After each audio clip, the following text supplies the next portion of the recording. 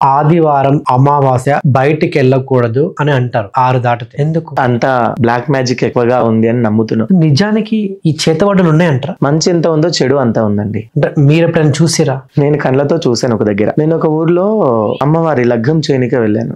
నాకు కొంచెం డౌట్ వచ్చింది. పొలిమేర దాడుతుండగానే కొంచెం డౌట్ వచ్చింది.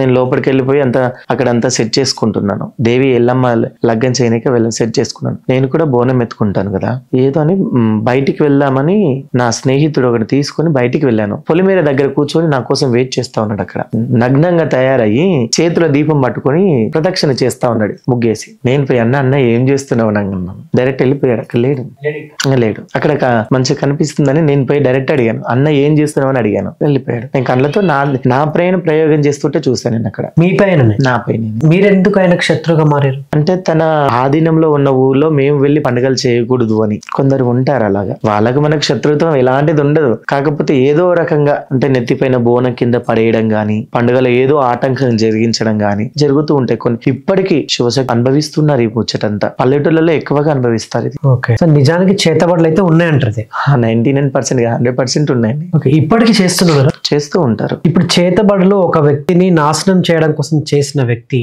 అది మళ్ళీ ఆయనకు అది పాపం కాదా? తనకు పాపం అని మీరంటున్నారు, అది తరతరాలకు ఉంటదని నేను అంటున్నాను. వాళ్ళ కుటుంబాలకు ఈయన చేసిన పాపమే తరతరాల వరకు ఉంటది. అంత ఇది ఉంటదా? తరతరాల వరకు ఉంటది. ఒకరి నెత్తిలో చేయి పెట్టి వాళ్ళ నాశనం చేద్దామంటే దేవుడు మన నెత్తిలో చేయి పెడతాడు, కింది కొంగురా అని. తరతరాల వరకు వానికి తాగులుతూ ఉంటది. వాడి కాకపోయినా వాడి కుమారుడికైనా, వాని కుమారుడు కాకపోయినా వాని సంతానమైనా సరే అంత ఎఫెక్ట్ ఉంటదా? చాలా ఎఫెక్ట్ ఉంటది.